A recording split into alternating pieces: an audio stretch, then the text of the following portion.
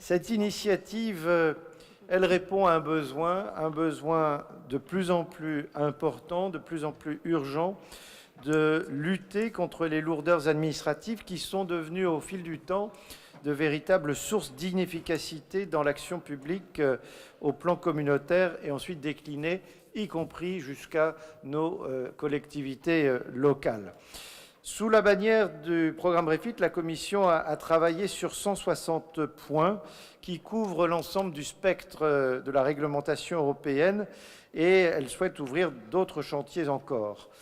Il s'agit de pouvoir faire un véritable réexamen et réviser la réglementation de l'Union européenne en tenant compte des intérêts de toutes les parties concernées. C'est donc une initiative qui revêt une grande importance pour nous, autorités locales et régionales, qui mettons en œuvre cette réglementation européenne, puisque 70% de la législation provenant de l'Union vient à s'appliquer sur nos territoires.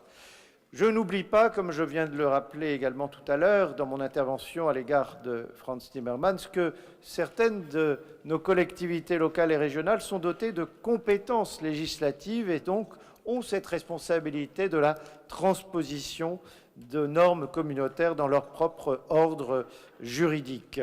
Elles sont donc chargées aussi de la mise en œuvre de la législation européenne. En conséquence, il nous revenait naturellement de pouvoir participer à la plateforme REFIT.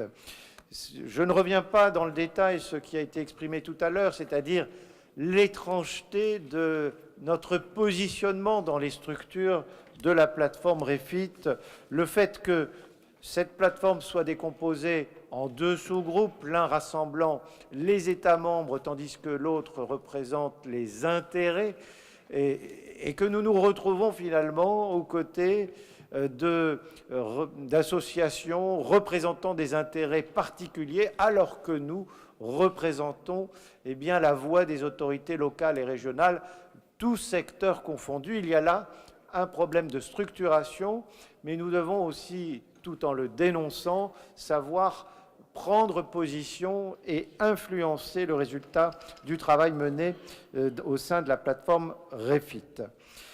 L'objet de ce rapport a pour objectif de nous permettre de tracer une prospective sur le programme REFIT pour pouvoir indiquer les composantes de la législation de l'Union européenne qui, à nos yeux, ont le plus d'impact négatif. Le premier vice-président vient de rappeler toute l'attention qu'il accordera à notre position. C'est la raison pour laquelle cet avis a plusieurs objectifs. Tout d'abord, de rappeler combien une meilleure réglementation doit être véritablement le résultat d'une gouvernance à multiniveaux, que le partenariat avec les différentes composantes, les différentes institutions, y compris le Comité européen des régions, est un élément essentiel de cette gouvernance à multiniveaux.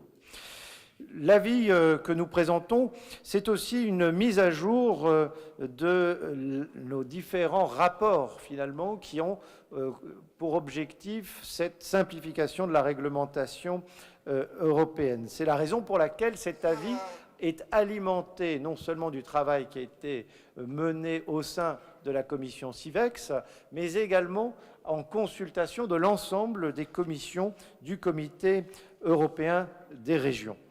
Cet avis vise aussi à signaler un certain nombre d'urgences sur lesquelles la simplification s'impose. Je l'ai dit tout à l'heure, il s'agit en particulier de simplifier là où l'action publique de l'Union européenne a le plus d'impact, là où les politiques communautaires ont des besoins budget, ont des portions du budget communautaire les plus importantes, à la fois la politique régionale, les fonds structurels et bien sûr l'agriculture. Ce sont déjà les deux premiers sujets sur lesquels nous souhaitons avancer plus loin, avancer plus rapidement. Et puis je le disais tout à l'heure au premier vice-président de la Commission européenne, nous souhaitons faire en sorte que l'élaboration de la réglementation européenne comprenne la diversité qui peut exister au sein de nos territoires. Toutes les autorités locales et régionales n'ont pas la même taille, n'ont pas les mêmes moyens d'ingénierie et n'ont pas la même capacité à pouvoir s'inscrire dans cette perspective communautaire. C'est une affaire de compréhension de la diversité des interlocuteurs de l'Union européenne. C'est aussi un rapport différent vis-à-vis des citoyens. Et vous noterez, Monsieur le Président, que le rapport insiste en particulier sur le langage utilisé dans l'élaboration des normes communautaires, sur la manière dont nous communiquons à la fois vers nos territoires, mais à travers nous, vers les citoyens. Un vocabulaire parfois qui éloigne l'objectif même de la législation européenne avec ceux à qui elle s'adresse. L'avis se penche, je l'ai dit, sur aussi ce besoin de pouvoir faire en sorte que chaque programme européen puisse donner un accès à ceux qui sont les bénéficiaires de ces programmes à une équipe juridique bien identifiée pour que ceux qui vont mettre en œuvre la législation européenne aient un accès facilité avec ceux qui ont accompagné l'élaboration.